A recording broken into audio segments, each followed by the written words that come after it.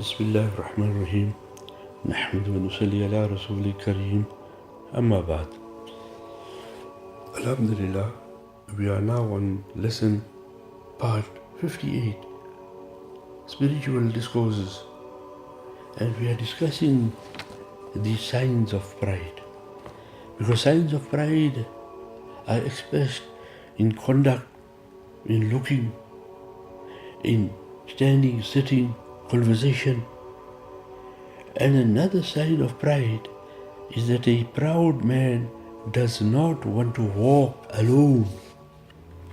He likes that others should follow him.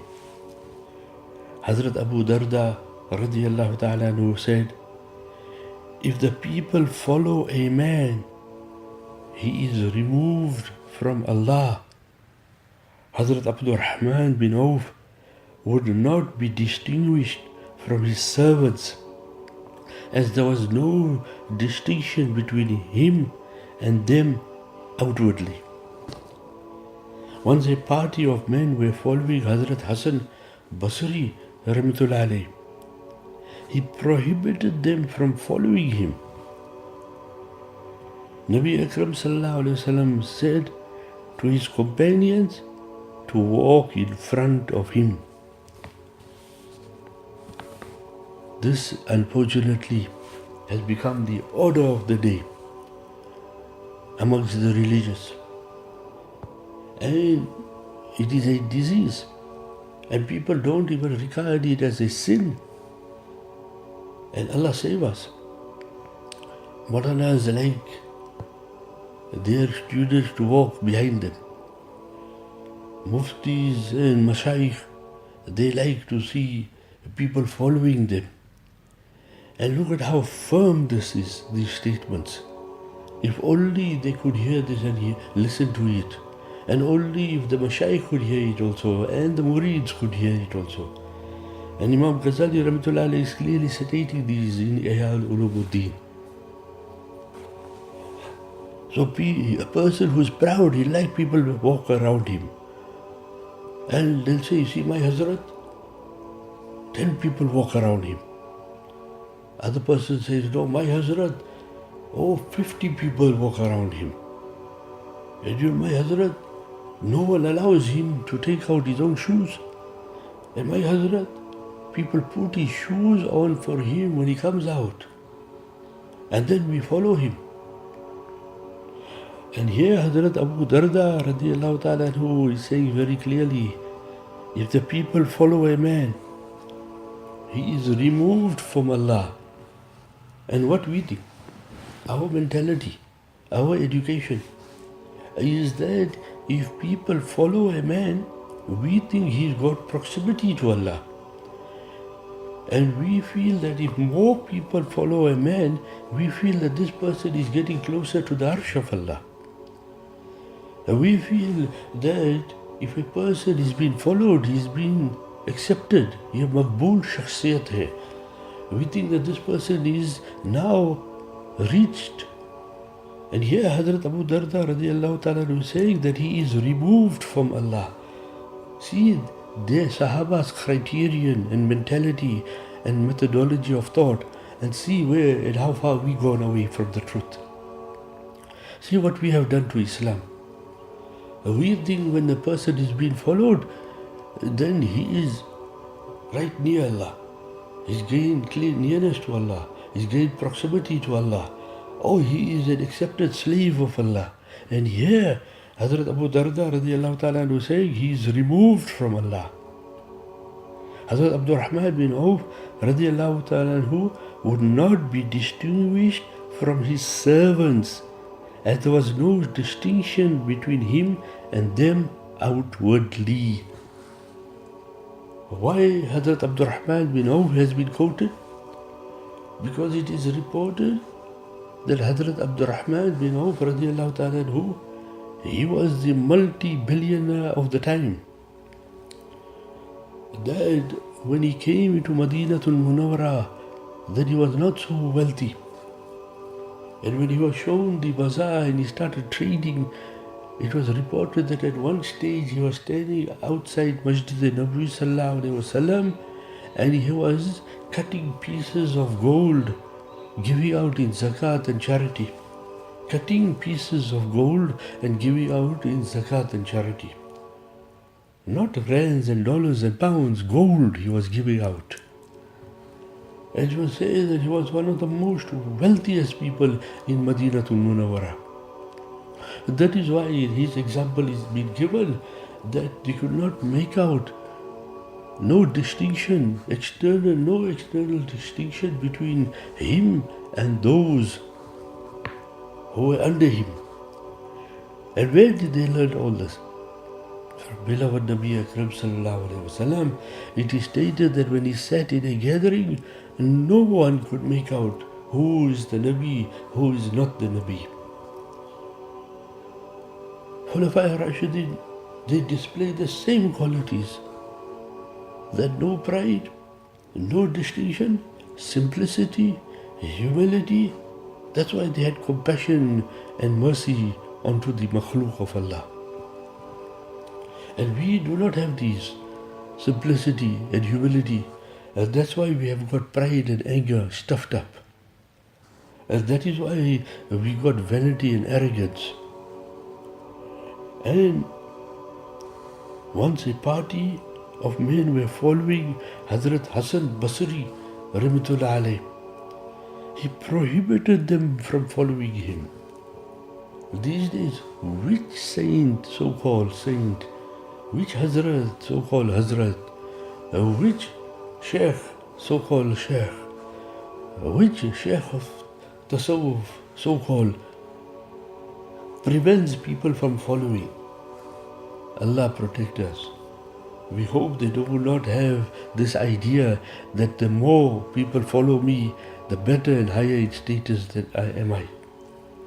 And who is Hazrat Hassan Basri Rahmatullah alayh? It is stated that he drank water from a cup of Rasulullah sallallahu alaihi wasallam. It is stated Hazrat Umar radiallahu ta'ala who made dua for him.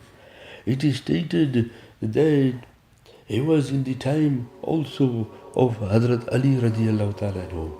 It is stated that he saw Hazrat Abu Hurairah radiallahu ta'ala. It is stated that he saw 70 Sahaba radiallahu ta'ala majma'in. It is stated that his Khalifa, Hazrat Habib Halabi rahmatullah alayh, was the first person in the history of Islam to start a khanqa outside the masjid in Kufa. It is stated that he was so pious and righteous that he did not want to even interact with people. And so he is this great saint of Allah, this great wali of Allah. There is no two questions about this.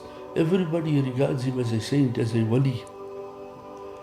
People fail to realize that besides being a wali of Allah, Hazrat Hassan Basri Rahmatullah alayh was a great scholar of Islam. This aspect of his scholarship, people should make research about it. That is why you will find in the Ahadith Kitabs, many a times, you will find his statements being quoted. For example, in Bukhari, it is clearly stated, he said that our heads were so big that we should use them as pillows in the night. Now this is very important quotation. Why?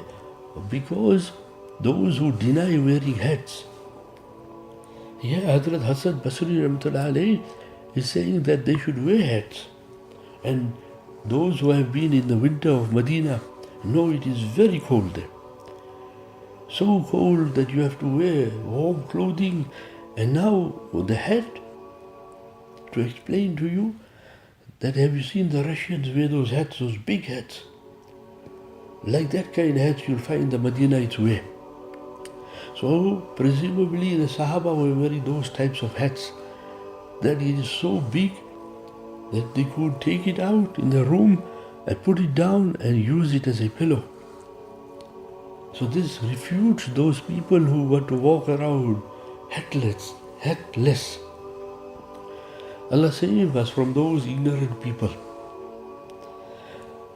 So when they were following him, he prohibited the people from doing this.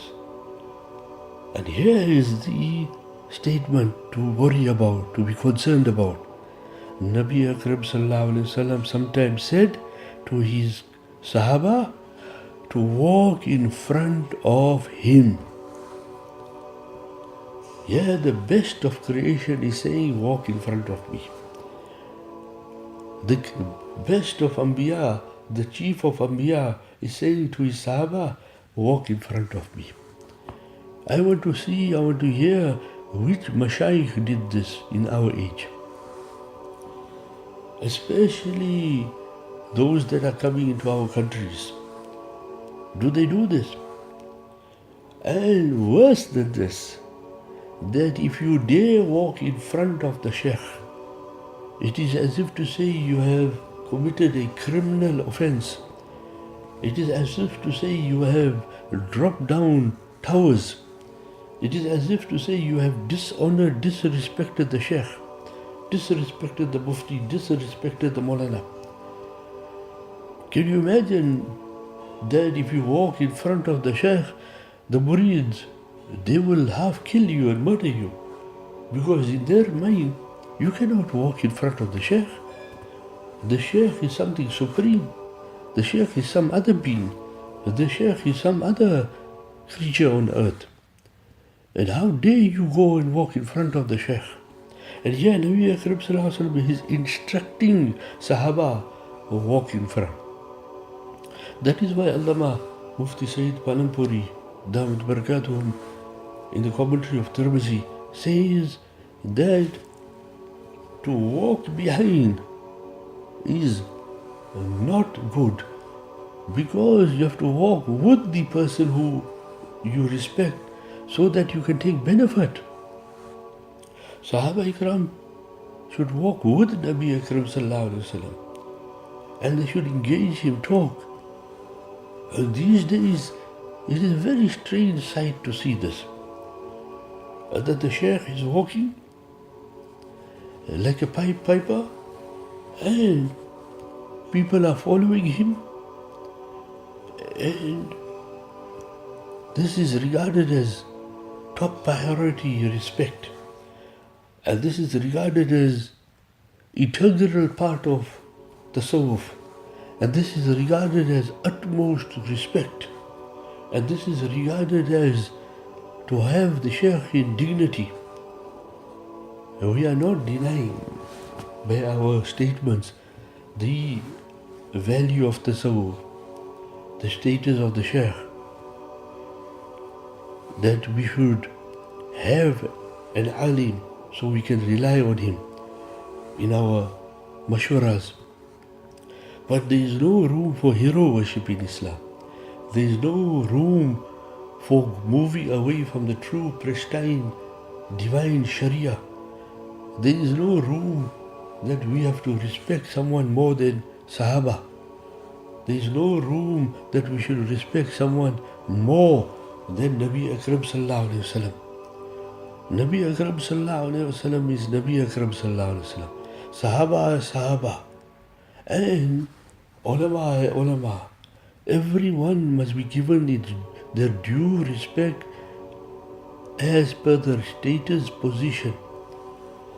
Unfortunately, we have misplaced things. We have displaced things. We have caused great irregularities by putting so much of emphasis. There's another thing.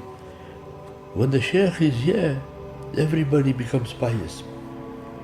When the Shaykh is here, you will find people put big turbans on the head. As soon as the Shaykh flies out of the country, the turban is gone, the kurta is gone, the salat is gone, the salatul jamaat is gone, everything is gone. Who are we fooling? What are we doing? So when the Shaykh is here, why Allah is not all the time with us? Allah is not watching us all the time? Who are you pleasing? So this pride here, that a person who is proud does not want to walk alone. So we should inculcate this and explain to the murids that listen, do not do what you're doing. May Allah Ta'ala grant us hidayat. Wa akhiru da'wan alhamdulillahi rabbil alameen.